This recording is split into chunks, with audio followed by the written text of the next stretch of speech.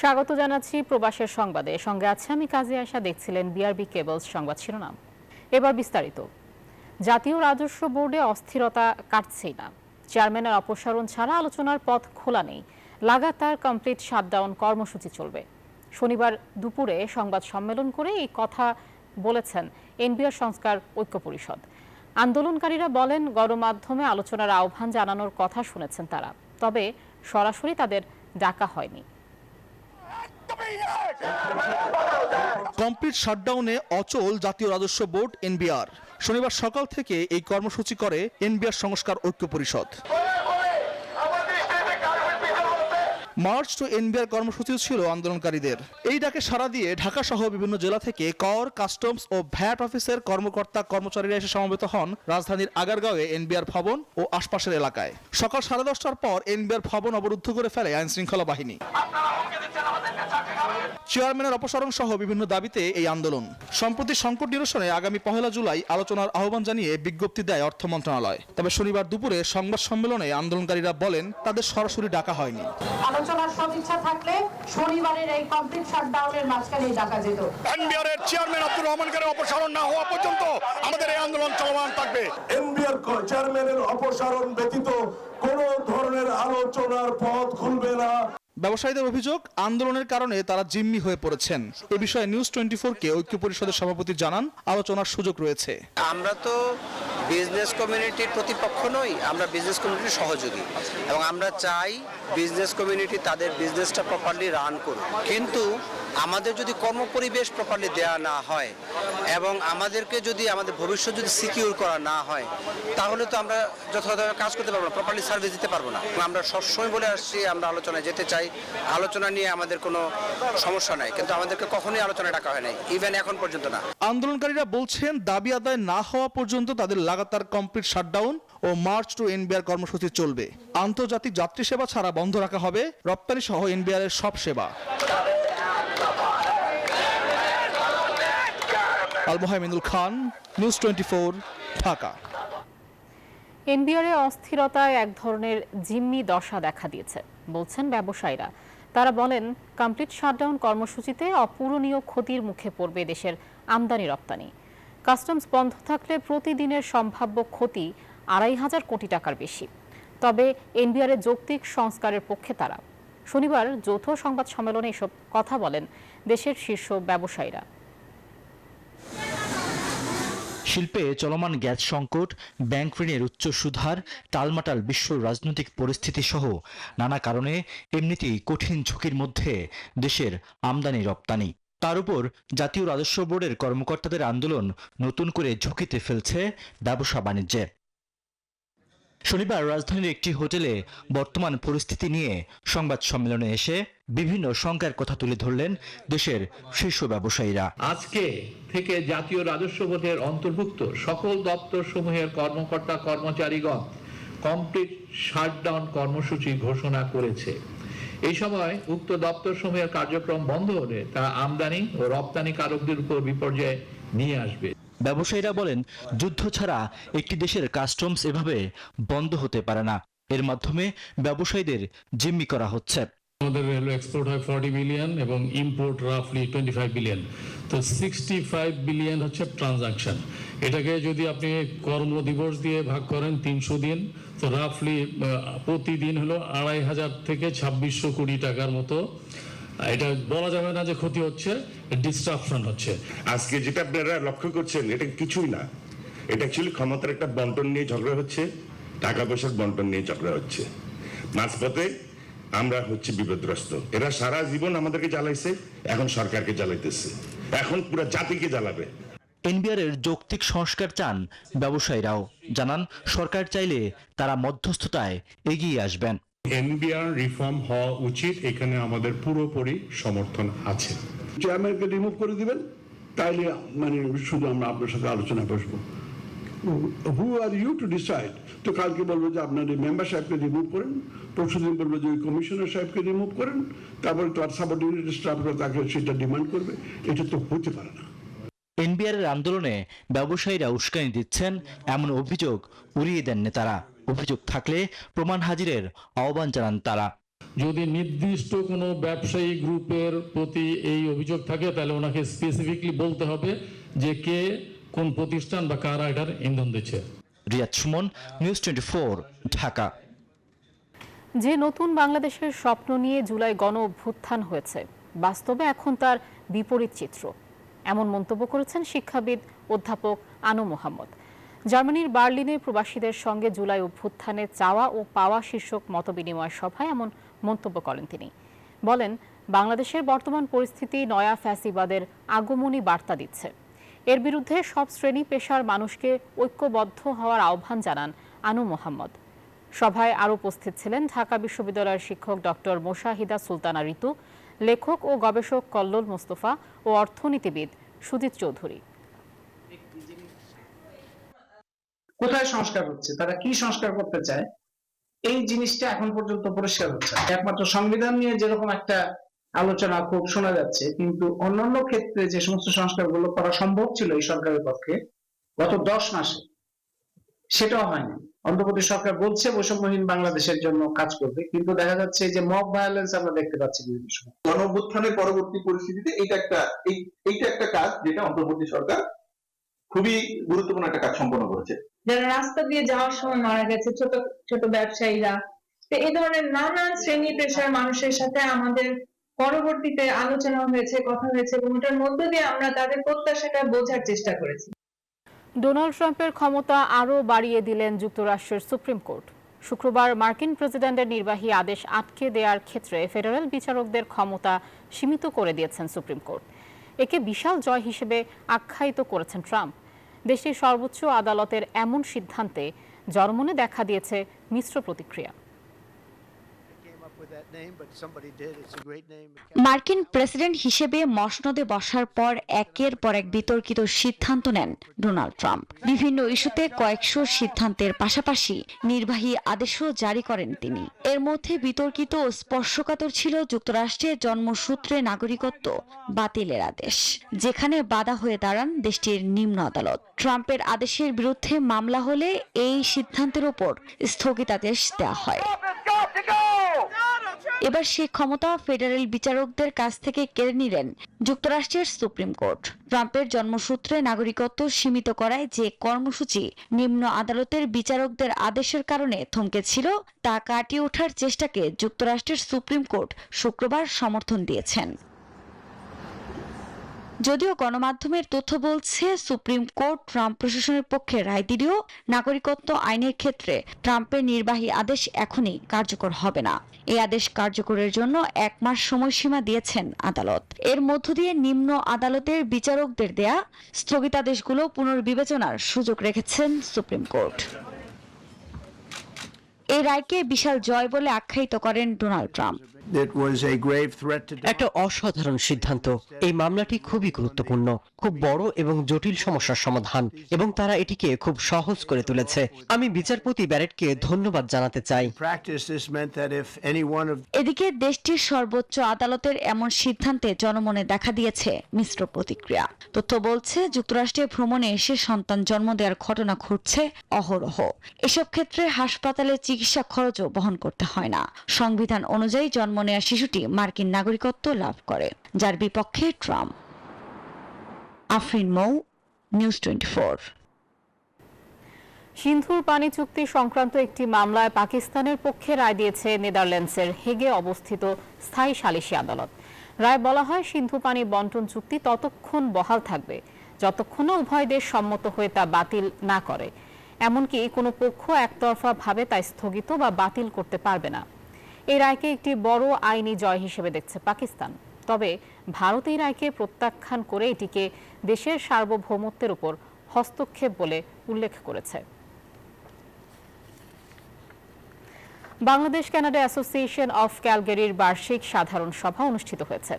Genesis সেন্টারে অনুষ্ঠিত ওই সভায় নতুন কমিটির সভাপতি ইকবাল রহমান ও সাধারণ সম্পাদক আসিফ হোসেন কমিউনিটির উন্নয়নে সবাইকে সাথে নিয়ে কাজ করার অঙ্গীকার করেন।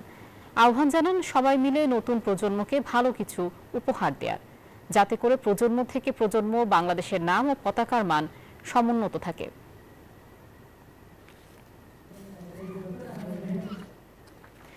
British Bangladesh chamber of commerce and industries BBCCI এর লন্ডন রিজিয়নের নতুন কমিটি ঘোষণা করা হয়েছে। লন্ডনের প্রধান কার্যালয়ে অনুষ্ঠিত সভায় এ কমিটি ঘোষণা করা হয়। এতে মনির আহমেদ সভাপতি, তোফাজ্জল আলম সেক্রেটারি জেনারেল এবং ট্রেজারার পদে নির্বাচিত হন মোহাম্মদ মাহবুবুল আলম খান। BBCCI প্রেসিডেন্ট মোহাম্মদ রফিক হায়দারের সভাপতিত্বে এবং ডাইরেক্টর জেনারেল দেওয়ান মাহদির সঞ্চালনায় সভায় প্রধান অতিথি ছিলেন প্রফেসর শাহগীর বক্ত ফারুক। বিশেষ অতিথি ছিলেন সাবেক president Bashir Ahmed, senior vice president Abul Hayat Nuruzzaman, finance director Helal Uddin Khan এবং ইস্ট অফ ইংল্যান্ড রিজিয়নের president doctor Shahanur Khan. British Bangladeshi ব্যবসায়ীদের শীর্ষ সংগঠন UK Bangladesh catalyst of commerce and industries ইউকো BBCI এর সাধারণ সভা ও নির্বাচন অনুষ্ঠিত হয়েছে। ইস্ট লন্ডনের গ্র্যান্ড রাসি রেস্টুরেন্টে নির্বাচন কমিশনের দায়িত্বে ছিলেন ইউকো BCCI এর সাবেক চেয়ারম্যান ও পরিচালক নাজমুল ইসলাম নুরু। নির্বাচিত নতুন কমিটির সদস্যরা হলেন chairman NG Moula Mia, senior vice president Abdul Kaiyum Khalik Jamal, vice president Mohammad Pabel Kader Chowdhury, অর্থ বিষয়ক পরিচালক ডক্টর জশ ইউ আহমেদ, আইনি বিষয়ক পরিচালক ব্যারিস্টার আনোয়ার মিয়া, আন্তর্জাতিক বাণিজ্য বিষয়ক পরিচালক মিস রহিমা মিয়া সহ অনেকে। সভায় নয়া কমিটির সদস্যরা বক্তব্য রাখেন। আগামী মাসের মধ্যে জুলাই সনদের দাবি সহ 16 দফা ঘোষণাপত্র উত্থাপন করেছে ইসলামী আন্দোলন বাংলাদেশ। শনিবার রাজধানীর সোহরাওয়ার্দী উদ্যানে মহাসমাবেশে সব দাবি তুলে ধরেছে তারা। দলের প্রধান মুফতি সৈয়দ মোহাম্মদ ফায়জুল করিম বলেন, আনুপাতিক প্রতিনিধিত্ব পদ্ধতিতে নির্বাচন হতে হবে। সংস্কার ও গণহত্যার বিচার নিশ্চিতের দাবিও জানান তিনি। ফ্যাসিস্ট সরকারের বিদায়ের পর ইসলামী আন্দোলন বাংলাদেশের প্রথম মহাসমাবেশ 3 দফা দাবিতে শনিবার সকাল থেকেই সোহরাওয়ার্দী উদ্যানে সমবেত হতে থাকেন দেশের বিভিন্ন প্রান্ত থেকে আসা নেতাকর্মীরা। কোরআন তেলাওয়াতের মাধ্যমে শুরু হয় মহাসমাবেশের প্রথম পর্ব। দুপুরে মাঠে জোহরের নামাজ আদায় করে দ্বিতীয় পর্ব শুরুর আগেই কানায় কানায় পূর্ণ হয় ময়দান। ইসলামী আন্দোলন বাংলাদেশের সমাবেশে যোগ দেয় জামায়াতে ইসলামী, এনসিপি, গণ অধিকার পরিষদ, এবি পার্টি সহ বেশ কয়েকটি রাজনৈতিক দল। ইসলামী আন্দোলনের 3 দফার সঙ্গে একাত্মতা জানায় তারা। নেতারা বলেন, ঐক্যবদ্ধ থাকলে আর কোনো ফ্যাসিস্ট সামনে দাঁড়াতে পারবে না। আমরা যদি ঐক্যবদ্ধ থাকি, আগামীর বাংলাদেশে আর কোনো ফ্যাসিস্ট কোন নামে কোন ব্যক্তিকে সামনে রেখে কোন দলকে সামনে রেখে এই বাংলাদেশে দাঁড়াতে পারবে না। রাষ্ট্র সংস্কার এবং জন আকাঙ্ক্ষার বাস্তবায়নে সমস্ত রাজনৈতিক দলগুলো জনসমাবেশের মাধ্যমে এই সরকারকে তাদের সমর্থন দেখিয়ে দেবে। আসুন ভেদাভেদ ভিন্নমত পরিহার করে মুসলিম জাতি সত্তা মূল্যবোধ রক্ষার জন্য আল্লাহ তাআলার দ্বীনকে পার্লামেন্টে নিয়ে ন্যায় বিচার, সুশাসন, বৈষম্যহীন এক নতুন সমৃদ্ধ মানবিক বাংলাদেশ গড়ার জন্য আমরা ঐক্যবদ্ধ থাকব। পরে বৃষ্টি উপেক্ষা করে মঞ্চে আসেন ইসলামী আন্দোলন বাংলাদেশের আমির মুফতি সৈয়দ মোহাম্মদ ফায়জুল করিম। বক্তব্য রাখেন দলের সিনিয়র নেতারা। বাংলাদেশের জনগণ কোন দুর্নীতিবাজ, চাঁদাবাজ, দখলবাজ, খুনিদেরকে আর ক্ষমতায় নেবে না।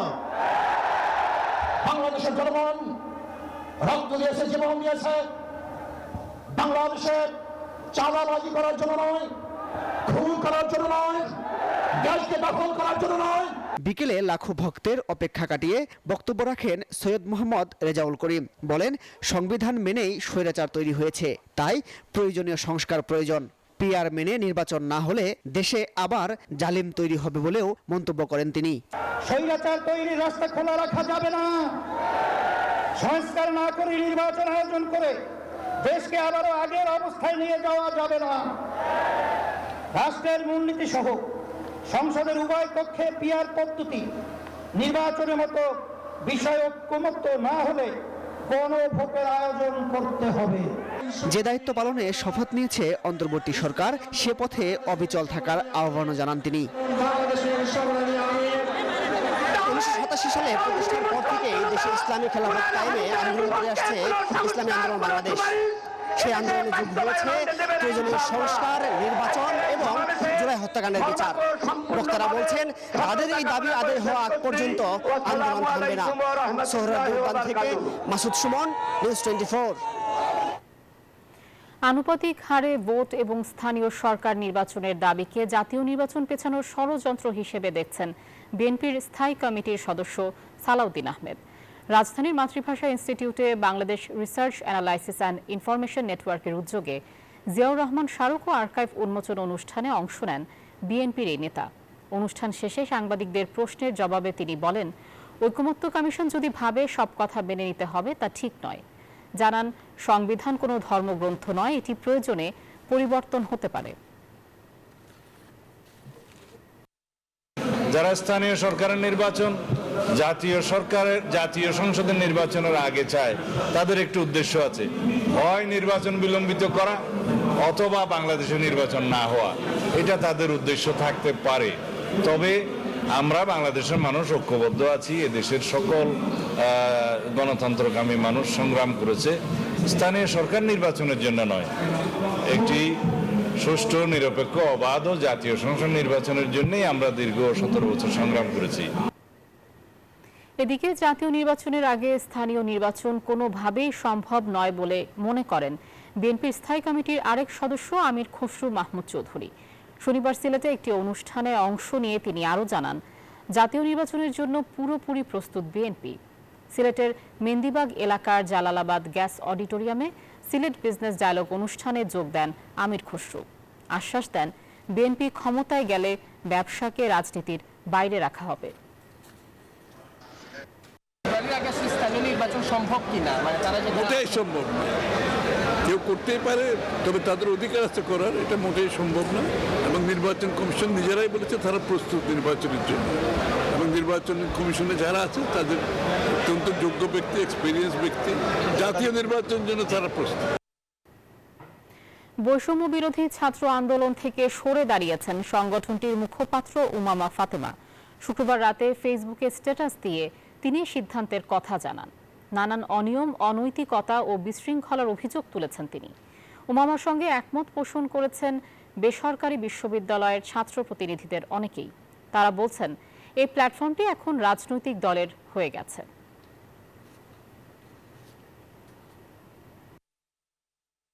ঢাকা বিশ্ববিদ্যালয়ের প্রাণ রসায়ন ও অনুপ্রাণ বিজ্ঞান বিভাগের শিক্ষার্থী উমামা ফাতেমা জুলাই গণ অভ্যুত্থানের সময় ছাত্র ফেডারেশনের ঢাকা বিশ্ববিদ্যালয় শাখার সদস্য সচিব ছিলেন।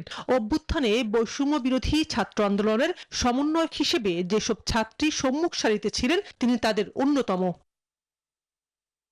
অভ্যুত্থানের পর গত বছরের অক্টোবরে বৈষম্য বিরোধী ছাত্র আন্দোলনের সাংগঠনিক কাঠামো পুনর্গঠন করা হলে উমামা মুখপাত্রের দায়িত্ব পান।